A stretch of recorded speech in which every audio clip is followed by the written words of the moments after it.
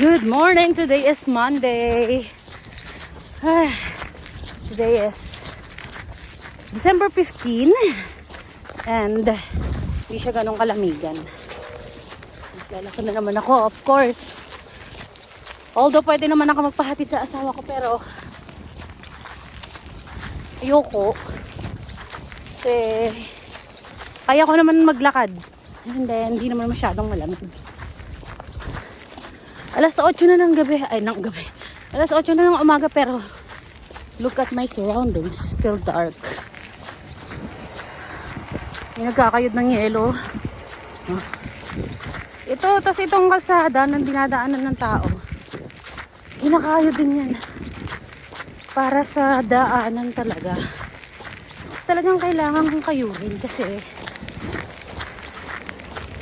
ewan ko, ganun dito eh. Ayan. It's 8 a.m.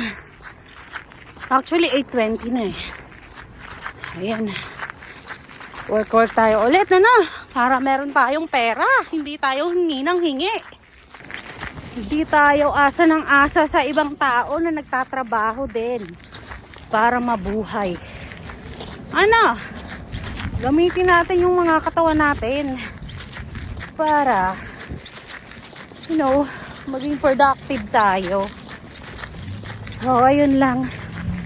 Thank you for watching. See you on my next vlog.